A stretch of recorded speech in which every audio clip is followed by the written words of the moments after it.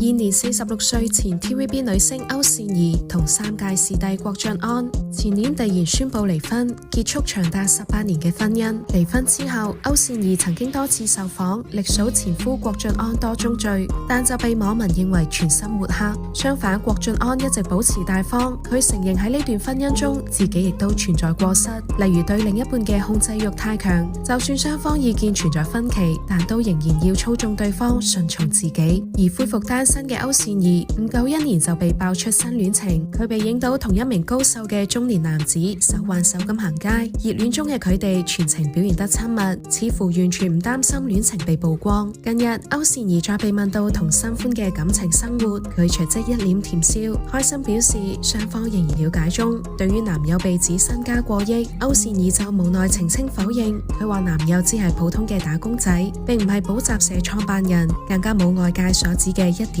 億身家，但就大讚男友嘅性格好好，同佢可以互相遷就，所以雙方相處得好愉快。問到諗住用幾多時間去了解對方，歐倩怡即刻心花怒放咁話已經豁出去，佢自嘲已經一把年紀，再加上一對仔女都已經長大獨立，所以佢亦都唔想再好似後生咁俾自己太多限制同束縛，但就強調目前都係要以事業為先。